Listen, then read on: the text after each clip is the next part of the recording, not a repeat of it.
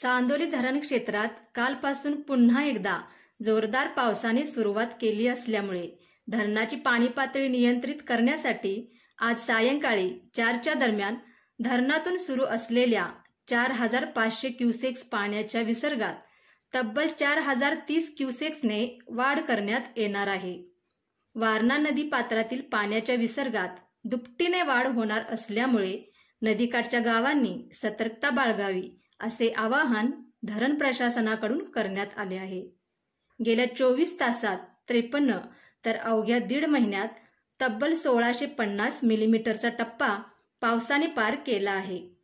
त्यामुळे धरणाची पाणी पातळी सध्या 620.20 मीटरवर पोहोचली असून धरणातील पाणीसाठा 28.07 टीएमसी झाला आहे। 34.40 टीएमसी पाणी साठवण क्षमता असलेले चांदोली धरण सध्या 81.61% भरले आहे।